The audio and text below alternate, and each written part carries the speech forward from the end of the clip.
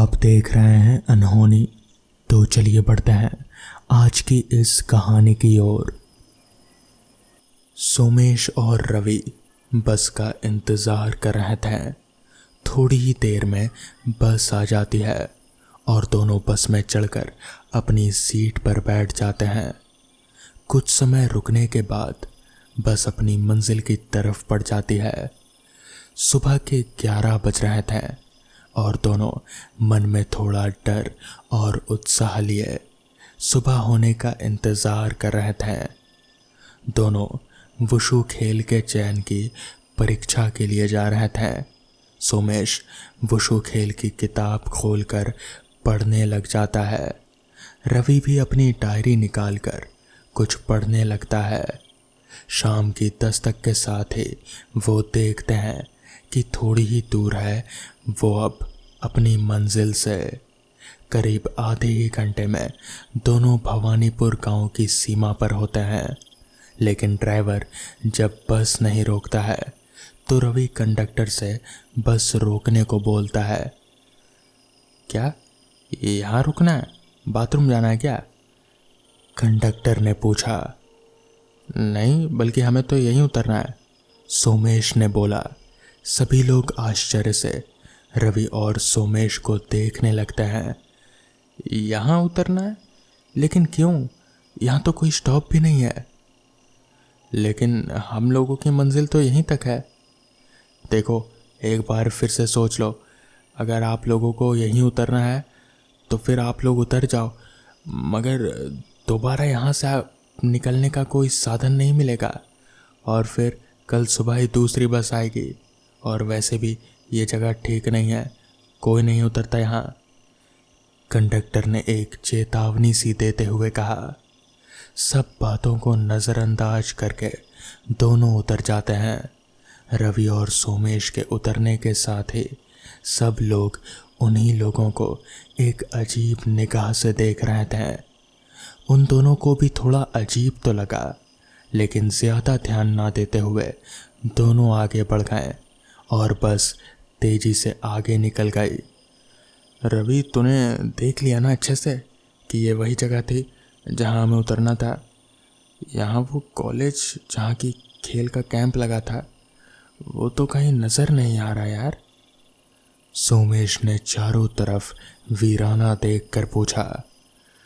हाँ, जगह तो यही दिखा रहा है गूगल मैप पर, रवि ने अपने फ़ोन में देखते हुए कहा। लेकिन यार, यहाँ तो दूर दूर तक कोई कॉलेज या फिर कोई स्कूल भी नज़र नहीं आ रहा, सोमेश ने थोड़ा चिंतित होते हुए कहा। ऐसा करना भाई, एक बार फिर से तू मैसेज देख, क्या यही एड्रेस दिया था क्या? या फिर चल किसी से चलकर पूछ लेंगे, सोमेश ने सुझाव दिया। रुक, देखता हूँ क्या एड्रेस है कॉलेज का, कहते हुए रवि ने एक लिफाफा निकालकर उस पर एड्रेस देखा। श्री जगमोहन विद्या मंदिर, पोस्ट सोनामणि पूर्वा, ग्राम भवनानी। रवि ने एड्रेस पढ़ते पढ़ते चौंक पड़ा और अपना सिर पकड़ते हुए बोला। यार, एक गड़बड़ हो गई यार। गलती से गूगल मैप पर मैंने भवनानीपुर की जगह भवानीपुर डाल दिया और इसी वजह से हम लोग यहाँ चले आए। अब क्या होगा यार? हम लोगों का तो ट्रायल है कल, कैसे पहुँचेंगे हम वहाँ इतनी जल्दी? याद है ना वो कंडक्टर क्या बोल रहा था कि कल सुबह ही कोई बस मिलेगी? परेशान होता हुआ सोमेश बोला। यार यार यार शांत रह, मैं देखता हूँ यहाँ से भवनानीपुर कितना दूर है। अगर पास में ही हुआ तो पैदल चलेंगे। रवि बोल ही रहा था कि उसे टोकता हुआ सोमेश बोल पड़ा। और अगर दूर हुआ तो क्या करेंगे? तब किसी गाड़ी या फिर किसी से लिफ्ट ले लेंगे, फिर कोई गाड़ी किराए पर लेकर चलेंगे, रवि ने सुझाव दिया। चलो फिर खड़े रहो यहीं पर थोड़ी देर, और अगर कोई गाड़ी नहीं मिली तो फिर गांव में चलकर देखेंगे, सोमेश बोला। गूगल पर देखकर रवि थोड़ा उदास होकर बोला। यार, 200 किलोमीटर दूर है कॉलेज यहाँ से, दोनों लोग काफ़ी देर तक सड़क पर खड़े रहे, गाड़ी का इंतज़ार करते रहे, लेकिन कोई गाड़ी आती नहीं दिखी। शाम भी ढलने लगी थी तो उन दोनों ने कच्ची पगडंडी पकड़कर अंदर गांव में जाने की ठानी ताकि कोई गाड़ी किराए पर ले सके। काफ़ी अंदर आकर भी उन्हें कोई आबादी नहीं दिखी। धीरे धीरे शाम की लालिमा ढलने लगी और रात काली चादर ओढ़े आ गई। रवि और सोमेश का दिल अब बहुत घबराने लगा था, क्योंकि जहां वो थे वहां उन दोनों के सिवा कोई और भी जिंदा इंसान का नामो निशान नहीं था। दोनों थककर वहीं एक पत्थर पर बैठ गए। यार, बड़ी मुसीबत में फंस गए हम लोग तो। अच्छा होता कि उस कंडक्टर की बात मान ली होती और यहाँ नहीं उतरते हैं। मुंह लटकाकर उदास स्वर में सोमेश बोला, यार मुझे माफ़ कर दे, मेरी ही गलती की वजह से हम इस वक्त यहाँ हैं। अगर उतरने से पहले एक बार एड्रेस देख लिया होता तो अभी तक हम कॉलेज पहुँच गए होते। दुखी होता हुआ रवि बोला, चल छोड़ यार, गलती दोनों की है तो तू यूँ परेशान मत हो। अब ये सोच कि क्या करना है, क्योंकि अब रात तो लगता है यहीं बितानी पड़ेगी। तो कोई ऐसी जगह ढूंढ जहां हम सुरक्षित रहकर रात बिता सकें। सोमेश बोला। दोनों थोड़ा और आगे बढ़ते हैं तो उन्हें कुछ दिखाई देता है, शायद कोई पुरानी खंडर इमारत। पास जाकर देखने पर पता चलता है कि कोई पुराना किला है जो अब खंडर बन चुका है। कोई और सुरक्षित जगह ना देखकर दोनों उसी किले में रुकने का फैसला लेते हैं। चारों तरफ अंधेरा था, लेकिन चांद अपनी पूरी रोशनी बिखेर रहा था, जिसकी रोशनी से उस किले में कुछ उजाला हो रहा था। थके हुए होने की वजह से दोनों को जल्दी ही नींद आ गई। आधी रात को अचानक ही शोर की वजह से दोनों की नींद खुल जाती है और दोनों जो देखते हैं वो उनकी समझ से परे होता है। जो जगह अभी कुछ देर पहले तक वीरान और अंधेरे में डूबी थी, वही अब पूरी तरह से बदल चुकी थी। वीरान खंडर किले की जगह एक भव्य और रोशनी से भरपूर किला खड़ा था, जिसमें बहुत से सिपाही अपनी जगहों पर खड़े होकर मुस्तैदी से निगरानी कर रहे थे। सेविकाएं इधर उधर घूम रही थी। पूरे किले में चहल पहल थी। हंसी ठटोले की आवाज़ से पूरा किला गूंज रहा था। रवि और सोमेश चुपचाप एक कोने में खड़े हुए ये नज़ारा देख रहे थे। लोग उनके सामने से आ जा रहे थे, लेकिन कोई भी उन्हें देख नहीं पा रहा था, या शायद वो दोनों किसी को दिख ही नहीं रहे थे। वो दोनों भी एक दूसरे को पकड़कर दुबके हुए थे। देखकर लग रहा था कि पूरे किले में एक खुशी की लहर है। पता चला कि राजकुमार का आज 16वीं वर्षगांठ की धूम है। देखते ही देखते महफिल सज गई। सभी लोग किले के मुख्य हॉल में जमा हो चुके थे। अब बस राजा रानी और राजकुमार के आने का इंतज़ार था। आज राजकुमार का राज तिलक भी होना था। पंडित लोग सब पूजा की तैयारी कर चुके थे। शुभ मुहूर्त कुछ ही समय के बाद था। तभी एक दरबान ने आवाज़ लगाई, सावधान, होशियार, इस रियासत के राजधिराज महाराज अपनी जीवन संगनी महारानी और रियासत के होने वाले महाराज के साथ पधार रहे हैं। इसी के साथ राजा रानी और राजकुमार आ जाते हैं। तीनों पूजा के लिए बैठ जाते हैं। पंडित लोग पूजा अर्चना शुरू कर देते हैं और राजकुमार का राज तिलक भी पूरा हो जाता है। रवि और सोमेश आंखें फाड़ फाड़ कर सब देख रहे होते हैं। यार, ये सब क्या हो रहा है? मुझे तो कुछ समझ में नहीं आ रहा। सोमेश बोला, मुझे भी कुछ समझ में नहीं आ रहा। ऐसा लग रहा है जैसे मैं कोई सपना देख रहा हूँ। रवि अपनी आंखें मलता हुआ बोला। थोड़ी ही देर बाद सारा कार्यक्रम संपन्न हो जाता है। अब सभी लोग खाना खाने लगे थे। खाना खाकर सब चले जाते हैं। रवि और सोमेश भी कोने से निकलकर आगे बढ़ते हैं तो सामने ही एक सैनिक दिखता है। दोनों घबरा जाते हैं, लेकिन उस सैनिक को भी ये दोनों जैसे दिख ही नहीं रहे होते हैं, ऐसा लग रहा था। दोनों अब थोड़ा और आगे बढ़ते हैं तो किसी की बातचीत सुनकर छुप जाते हैं और सुनने लगते हैं कि क्या बात हो रही है। पहला आदमी बोलता है, देखो, जैसे ही सब सो जाएं वैसे ही तुम पीछे वाला द्वार खोल देना। इस पर दूसरा आदमी बोला, ठीक है हुजूर, जैसे ही महाराज सोने चले जाएंगे मैं जाकर द्वार खोल दूंगा। तो इस पर वापस से पहला आदमी बोला, लेकिन ध्यान रहे, उससे पहले तुम्हें उनके कक्ष के सिपाहियों को बेहोश करना है। उन सबको नशीला लड्डू खिला देना, उसके बाद ही द्वार खोलना। और याद रहे कि दोनों में से कोई भी बचना नहीं चाहिए। दूसरा आदमी पूरे आत्मविश्वास के साथ बोला, आप निश्चिंत रहें हुजूर, आज की रात महाराज और राजकुमार की आखिरी रात होगी। कल का सूरज वो लोग देख नहीं पाएंगे। ठीक है, अब मैं अपने कक्ष में जा रहा हूँ, लेकिन तुम बहुत ही होशियारी से काम करना। कहते हुए पहला आदमी एक तरफ और दूसरा आदमी दूसरी तरफ चला जाता है। रवि और सोमेश दोनों बहुत ही घबरा जाते हैं और थोड़ी देर तक कुछ सोचने के बाद एक दूसरे की तरफ देखते हैं। चल यार, जल्दी से चलकर महाराज को सारी बात बता देते हैं।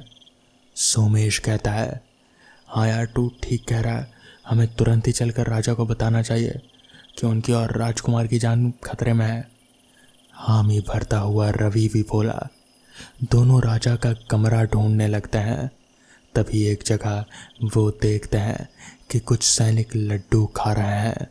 दोनों भाग कर जाते हैं और उनको मना करते हैं खाने से, लेकिन ये क्या, वो सैनिक तो दोनों को देख ही नहीं पा रहे होते हैं। रवि एक सिपाही के हाथ से लड्डू छीनता है, लेकिन वो लड्डू को पकड़ ही नहीं पाता। तभी सोमेश राजा के कमरे में घुसता है तो देखता है कि वो सो रहे हैं। सोमेश हिला हिला कर उन्हें जगाने की कोशिश करता है, लेकिन ये क्या, वो तो राजा को छू ही नहीं पा रहा था। लेकिन छूने का एहसास ना तो राजा को हो रहा था और ना ही सोमेश को।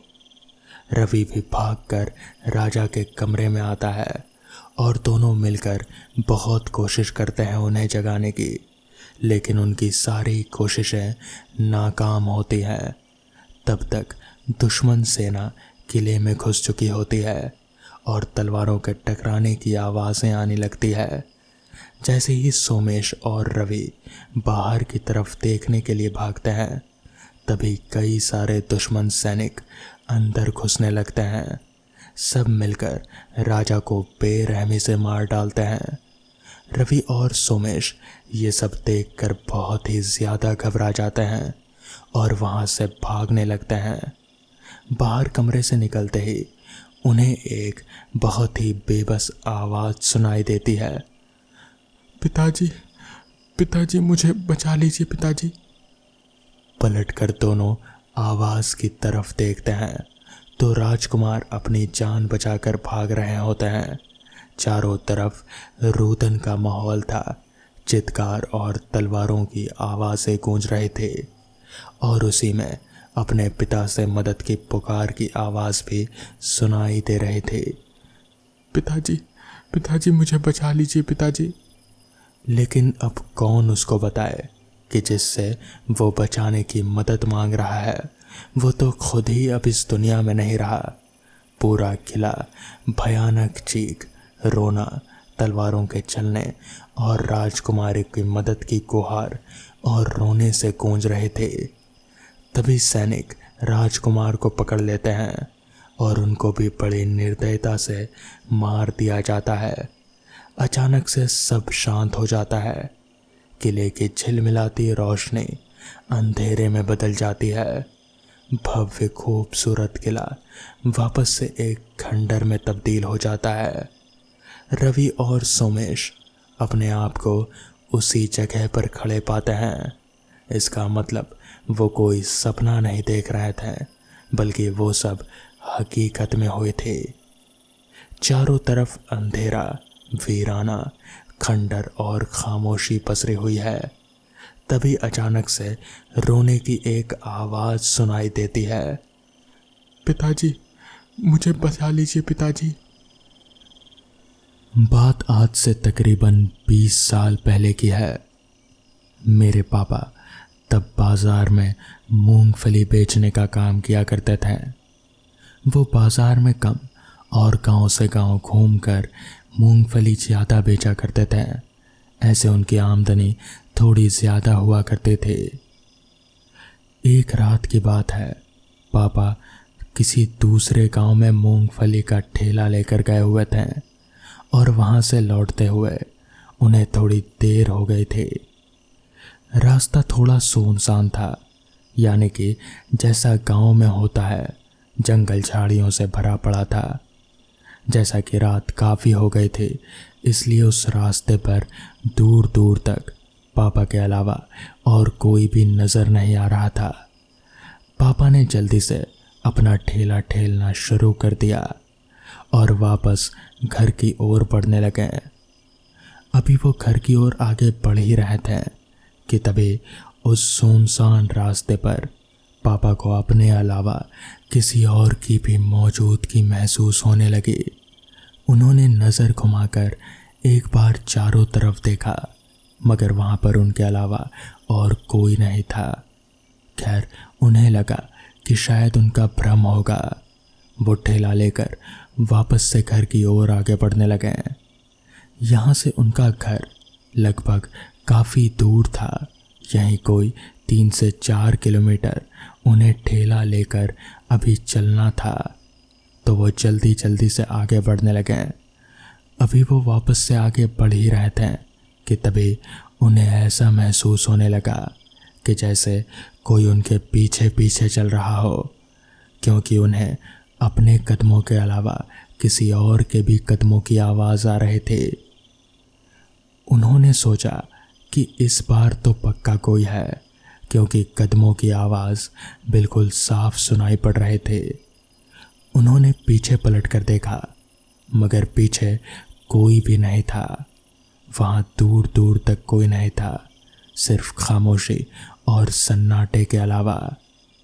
तभी उन्होंने वापस से सामने की तरफ देखा तो सामने का नज़ारा देखकर वो जैसे दंग रह गए। उनके ठीक सामने एक औरत खड़ी थी। औरत कम वो बूढ़ी ज़्यादा लग रहे थे, थोड़ा झुककर चल रहे थे। उसने पापा से कहा, थोड़ी मूंगफली दो। पापा को उसकी आवाज़ थोड़ी अजीब सी लगी। खैर, उन्होंने थोड़ी मूंगफली एक ठोंगे में भरकर उस बुढ़िया को दे दी और फिर बुढ़िया से कहा, इसके 5 रुपए। तो फिर बुढ़िया ने अपनी पोटली में से 5 का एक सिक्का निकालकर पापा के हाथों में थमा दिया। पापा ने जब उसके हाथों से वो सिक्का लिया तो उन्हें ऐसा महसूस हुआ कि जैसे उस बुढ़िया का हाथ बहुत ज़्यादा ठंडा है, ऐसा कि जैसे बर्फ़ से भी ज़्यादा ठंडा हो। खैर, पापा को लगा कि शायद कोई बात होगी। उन्होंने इस पर ज़्यादा ध्यान नहीं दिया, मगर तभी उनकी हथेली से वो सिक्का छूटकर नीचे ज़मीन पर गिर पड़ा। नीचे अंधेरा था। उन्होंने पास में जल रही ठिबरी को अपने हाथों में उठाया और फिर उसे लेकर नीचे उस सिक्के को ढूंढने लगे। तभी उनकी नज़र उस बुढ़िया के पैरों पर पड़ी तो पापा सामने का नज़ारा देखकर जैसे दंग से रह गए। उनके हाथ पैर कंपकपाने लगे, क्योंकि उस बुढ़िया के दोनों पैर उल्टे हुए थे, यानी कि पीछे की तरफ मुड़े हुए थे। पापा की अब हिम्मत नहीं हो रही थी कि वो वापस से ऊपर उठकर उस बुढ़िया को देख पाते हैं, मगर किसी तरह उन्होंने उसे ये नहीं लगने दिया कि वो जान चुके हैं कि वो कोई इंसान नहीं है। उन्होंने 5 का सिक्का उठाया और वापस से अपनी जेब में डालकर ठेला लेकर आगे बढ़ गए, मगर उन्हें कहीं ना कहीं वो डर खाए जा रहा था। उन्होंने थोड़ा आगे बढ़कर वापस से पीछे घूम कर देखा, मगर अब वहाँ कोई नहीं था। इस बार तो उन्हें पक्का हो गया कि वो बुढ़िया कोई इंसान नहीं थे। उन्होंने अपना जल्दी से ठेला ठेला और फिर घर पहुंच गए। तो दोस्तों, ये थी आज की कहानियाँ। अगर आपको ये कहानियाँ पसंद आई हों तो वीडियो को लाइक और चैनल को सब्सक्राइब करना ना भूलें। तो मैं आपका दोस्त आर्यन जल्द ही मिलूँगा आपसे ऐसी ही नई कहानियों के साथ। तब तक के लिए अपना ख्याल रखें।